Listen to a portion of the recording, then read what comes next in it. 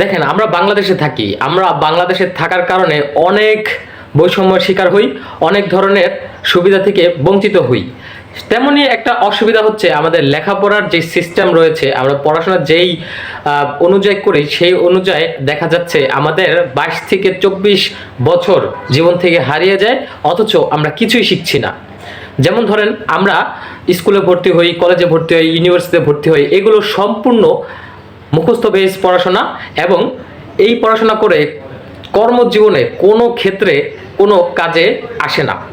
সেজন্য আমাদের ভিতরে যেসব পটেনশিয়ালিটি আছে সেই সব পটেনশিয়ালিটি আমরা মার্কেটে দেখাতে পারি না, এবং যেসব কোম্পানি আছে বা নিজেও যদি কোনো ব্যবসা বাণিজ্য করি কিভাবে করব সেই সব আইডিয়া আমাদের মাথায় থাকে না, জেনারেটই হয় না। দেখেন, এবার 2025 সালে যেই সব রিকোয়ারমেন্ট চাচ্ছে কোম্পানিগুলো, সেগুলো কিন্তু বিগত বছরগুলো থেকে আলাদা। কি চাচ্ছে? তারা চাচ্ছে এবার আপনি কত সুন্দর ডিজাইন করতে পারেন সেটি না, আপনি কত সুন্দর এআই ইউজ করতে পারেন। এআই ইউজ করার মানে আপনি এআই টুলসগুলো যেগুলো রয়েছে সেগুলো দিয়ে আপনি কত সুন্দর এআইকে কমেন্ট করতে পারেন। আপনি কমান্ড করে এআই দ্বারা কাজগুলো সম্পূর্ণ করে নিয়ে আসবেন। 2026 সালে এই বিষয়গুলো কিন্তু আরও জটিল হয়ে যাবে। এই এআইয়ের কারণে কিন্তু অনেক ভ্যাকেন্সি তৈরি হবে, অনেক মানুষজনকে ছাঁটাই করে ফেলা হবে।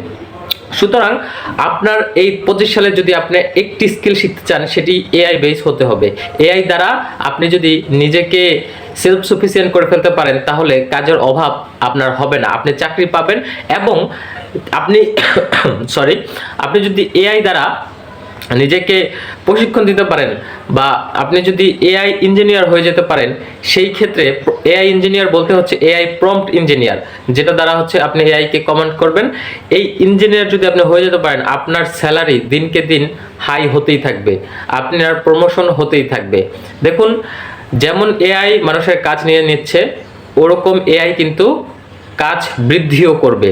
সেই বৃদ্ধির সাথে আপনার যে ধরনের কাজগুলো আসবে সেই ধরনের কাজগুলোর সাথে কিন্তু আপনার মানিয়ে নিতে হবে, আপনার সেই ধরনের কাজের সাথে তাল মিলিয়ে নিজেকে এস্টাবলিশ করতে হবে।